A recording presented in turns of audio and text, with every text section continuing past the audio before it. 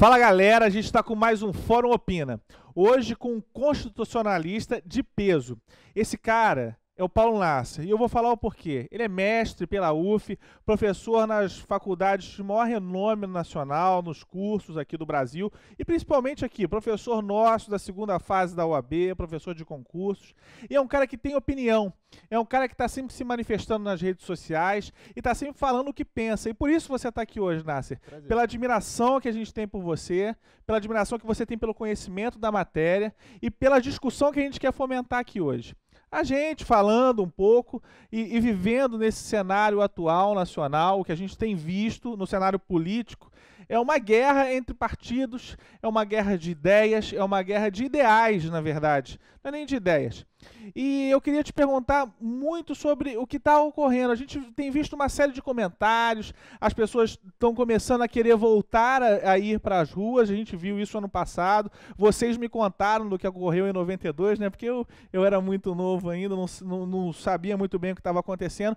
Hoje eu tive uma aula, inclusive, de história com o Nasser sobre desse cenário político, te agradeço por isso também.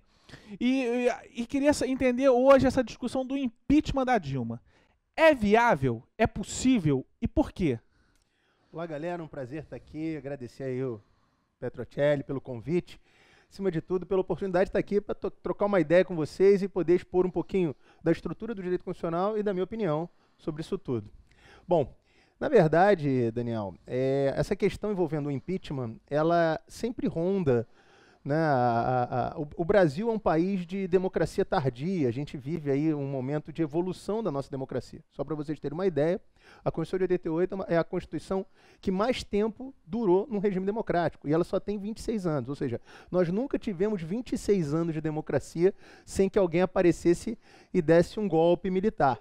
E obviamente, a gente pensa que toda vez que surge uma discussão sobre impeachment, sobre discussões acerca da manutenção do poder, pode estar cheirando a um golpe. A gente vem com... Eu nasci na ditadura, né, e efetivamente tive pessoas perseguidas na minha família, e toda vez que essa questão do ambiente cultural começa a se tornar social, político, turbulento, vem aquelas lembranças, né, ruins de um período que não é bacana, que é o período onde a democracia não existe. O impeachment, ele é um elemento, ele é um instituto da democracia, ou seja, ele é um instituto que as instituições democráticas, que o direito constitucional construiu para a manutenção da própria democracia. O impeachment nada mais é do que um grande processo administrativo disciplinar da Presidente da República. E quando é que esse impeachment vai acontecer? Quando a Presidente praticar o que a Constituição chama de crime de responsabilidade. Onde é que estão os crimes de responsabilidade na Constituição? Então, no artigo 85, ele vai arrolar lá crimes de responsabilidade. Um deles é a questão da improbidade, que foi, inclusive, o qual o Collor entrou. O Collor, quando sofreu o impeachment, Sim. ele foi incluído lá na hipótese de improbidade. Veja, ele reformou a casa da Dinda e comprou uma Elba, né, com dinheiro público. É uma Elba. É Fiat, né? Ele não é do tempo dele, era um Fiatzinho, mais ou menos, né, o que hoje seria um Palio Weekend. Pois é, imagina, não foi uma Mercedes, não foi um BMW, comprou uma Elba, um Palio Weekend hoje, e reformou a casa que ele morava, que tem o nome lá de Casa da Dinda. Imagine que isso já foi um escândalo monstruoso para a época. E, obviamente, a imprensa estava batendo também, ajudando esse momento de turbulência ebolir. E aí a galera foi para a rua e derrubou o Collor pelo impeachment. Entrou o Itamar concluiu lá o período presidencial naquela época.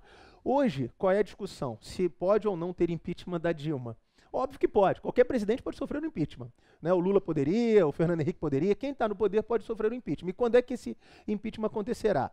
Precisa ter alguns requisitos, né? O primeiro deles é o presidente ter praticado um crime de responsabilidade. Então, Sim. Tem que estar na hipótese lá, obviamente, comprovado, ter requisitos formais, legais, provas de que a presidente praticou um crime de responsabilidade. E, obviamente, não pode ser um descontentamento político. Ah, não, nós não estamos... Não quero mais. Não quero mais, não pode ter. Aliás, é legal até consignar isso. O presidencialismo, ele vive uma teoria que é uma teoria do presidencialismo, da irresponsabilidade política. No parlamentarismo, não. No parlamentarismo existe a responsabilidade política. Sim. A qualquer hora, o primeiro-ministro e o gabinete caem. Basta ter... eles são muito estáveis. No presidencialismo, se o presidente falar uma coisa durante a campanha e fizer outra durante o governo, ele não cai. Salvo se ele praticar crime. Mas se ele não praticar crime nenhum, você pode estar odiando o cara lá. Você vai ter que aturar ele 4 anos. Essa é uma das características do presidencialismo, a irresponsabilidade política no que tange ao discurso com relação à prática. Mas se ele praticar crime, aí ele pode sofrer o impeachment. Tendo presentes os requisitos, ou seja, ela tendo praticado o crime de impeachment, passa por alguns requisitos formais. A Câmara dos Deputados, que é formada por 513 deputados, deve aprovar por 2/3, veja que o quórum é altíssimo, 2/3 aprova a possibilidade, deve autorizar o impeachment. E aí se instaura o processo no Senado, que tem 81 senadores e que também precisa dos 2/3 para derrubar a presidente. Se o Senado aprovar por 2/3 o impeachment, aí aprovar no sentido de condenar a presidente no caso de crime de responsabilidade, ela perde o cargo. O que é curioso é que, embora o nome que o Instituto tenha seja crime de responsabilidade, não há crime. A natureza do processo é a natureza político-administrativa. Não é penal. Não tem natureza penal. Então, deixa eu já emendar uma pergunta aqui. Então, se ela é condenada dentro do Congresso, dentro de todo esse processo, isso não faz uma coisa julgada no STF numa ação penal? Absolutamente. Boa pergunta. O Collor, ele foi processado criminalmente no STF e processado politicamente no Senado. Ele foi condenado à perda do cargo pelo Senado, ele sofreu impeachment, mas foi absolvido em todas as ações no STF. Todas as ações. Por falta de provas. Por falta de provas, o STF absolveu o Collor em todos os processos criminais, cíveis, de responsabilização que eventualmente ele teria em relação ao patrimônio público, todos ele foi absolvido. São esferas completamente distintas, Daniel. Não precisa devolver o dinheiro? Não. No impeachment, não. No impeachment, não. Então, boa pergunta. Se ela vier a ser condenada no impeachment, qual é a única punição? O artigo 52, parágrafo único, fala lá. Só tem 2 punições e são aplicadas concomitantemente. Perda do cargo e 8 anos inabilitado para o exercício da função. Impeachment e impedimento, como você sempre fala em aula, inclusive. Exatamente. Impeachment vem de impedimento. Ela fica impedida para o exercício da função pública por 8 anos e perde o cargo de presidente da República. Sim. Sabe o processo administrativo disciplinar que o servidor responde? Ele não pode, no processo administrativo disciplinar, se ele cometer uma falta grave, ser condenado a pagar multa, ser condenado a devolver dinheiro. Qual é a maior pena no processo administrativo disciplinar que você vai ter dentro de um processo administrativo? A perda do cargo. Ou seja, a maior pena que a lei administrativa prevê num PAD, no processo administrativo disciplinar, é a perda do cargo. Esse caso do impeachment é um PAD especial. Ela perde o cargo e fica 8 anos inabilitada. E quem faz são os 81 senadores. Curioso, última curiosidade técnica aí, é que quem vai presidir essa sessão é o presidente do Supremo Tribunal Federal. E isso é comum ou é uma ordenança constitucional? Não, é uma ordem constitucional? Está na Constituição? Está na Constituição. No artigo 52, parágrafo único, fala lá, ó. O presidente do Supremo presidirá a sessão. E olha que curioso. Então vão ter 81 senadores, como se fosse o conselho de sentença no Tribunal do Júri, e o presidente do Supremo só para dirigir os trabalhos. É ele que faz a direção do trabalho. Mas quem dá o veredito, se perde ou não o cargo, são os 81 senadores. Agora, Nasser, interessante que você falou, porque você é um cara de opinião. E o Fórum Opina é justamente isso. Você falou que a gente tem uma Constituição que nunca durou 26 anos. Você falou de uma perseguição familiar que existiu. Sim. Sua opinião sobre isso, a sua opinião, Nasser. Paulo Nasser, o que acha disso? É difícil a gente falar hoje, né? Mas eu vou falar. Hoje é uma polarização bem grande em relação aos PSDBistas e aos petistas. Então, se você é a favor do governo, você é petista. Você é contra, né? Se você é a favor do PSDB, você é contra o governo. Assim, você não tem hoje como se posicionar sem ser PT ou PSDB. Então, se você falar assim, não, eu acho isso que a Dilma, bom, então você é petista. Não, eu acho que o Aécio, não, então você é PSDBista. Então, assim, veja, a questão aqui, ela vai um pouquinho além da questão partidária. Eu penso, porque já vivi em outros momentos da democracia brasileira, que um trauma constitucional, ele sempre é bem-vindo no momento de construção, não de desconstrução. Tá. Então, quando o Collor caiu, a gente vivia um momento de instabilidade bem grande, porque a gente tinha acabado de sair da ditadura. Pegamos um presidente que não foi eleito democraticamente, porque o Sarney não foi. Sim. Quem elegeu o Sarney foi o colégio eleitoral. tanto que o objetivo das diretas já era que a gente votasse para presidente já em 85, mas não conseguimos votar em 84. Quem elegeu Sarney foi o Congresso, e olha que coisa curiosa, quem disputou a presidência com Sarney foi o Maluf. Imagina então que se tá ruim, podia tá pior.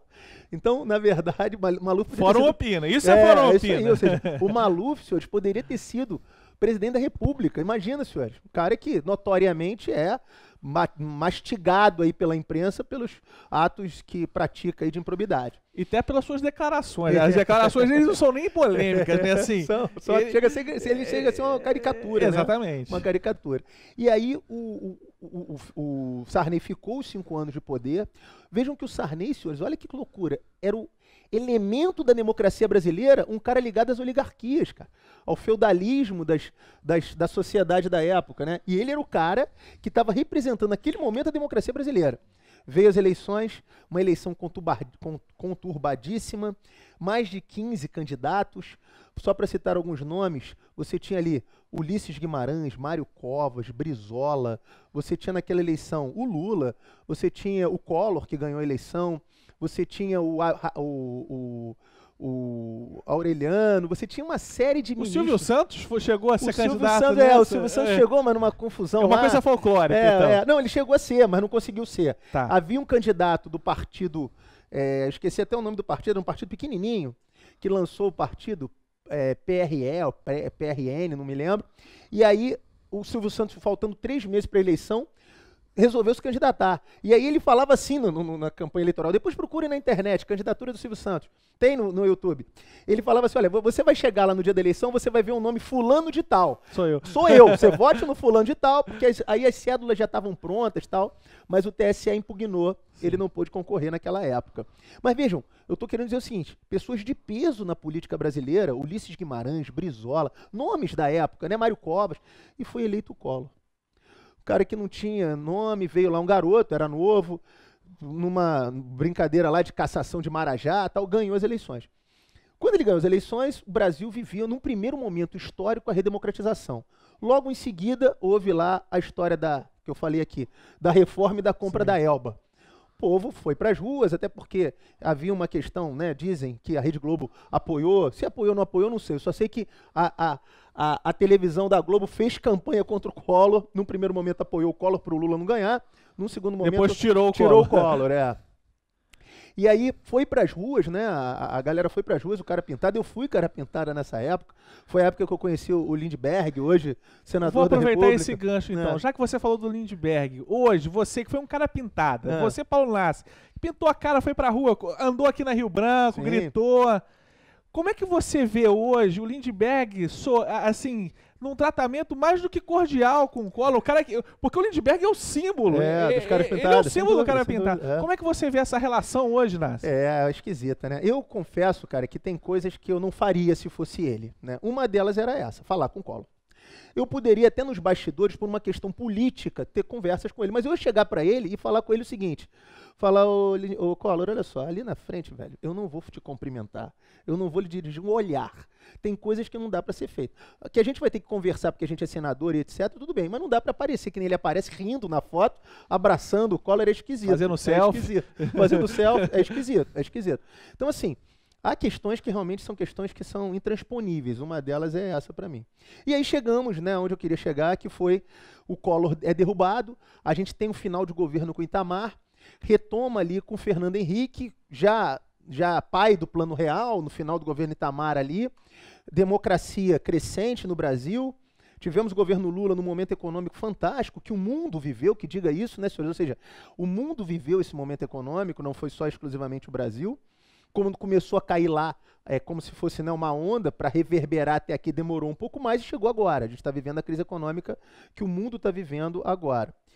E a Dilma sucedendo aí o Lula, que não tem o mesmo prestígio, não tem o mesmo carisma, não tem a mesma eloquência, não tem o mesmo discurso.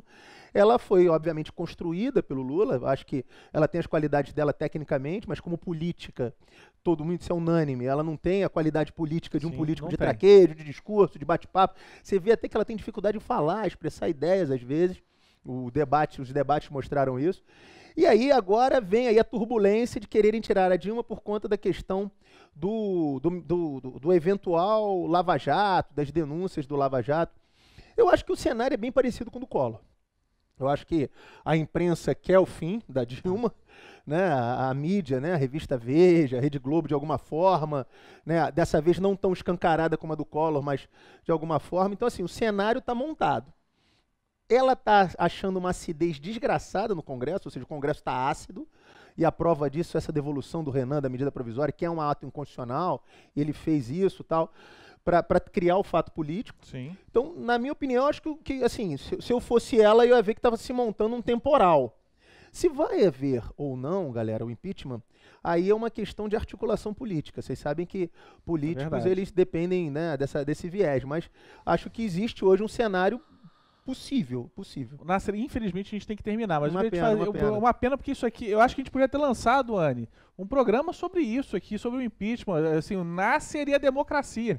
Porque, pô, eu achei que foi muito legal, porque tem muita gente falando disso e a gente tá vendo muita gente falar besteira. Muita gente falando besteira, Eu queria saber o seguinte, hoje, impeachment da Dilma, quem assume? Boa. Isso é até uma brincadeira que eu faço. Se a Dilma cair, não é a Aécio que assume, não, viu, gente? Se a Dilma cair, quem vem é o Temer, que é o vice-presidente da República. E o Temer também pode sofrer esse impeachment? Eventualmente, é um outro processo. Tá, beleza. Se os dois caem, digamos, por impeachment, quem assume? Presidente da Câmara, interinamente. Beleza. E qual é esse prazo temporal? Você pode falar pra gente? Rapidamente. O presidente caiu, assume o vice, e o vice segue até o final do mandato. Vamos supor, num cenário aqui que a gente está criando de hipótese, sim, que o Temer também sofra o impeachment ou renuncie.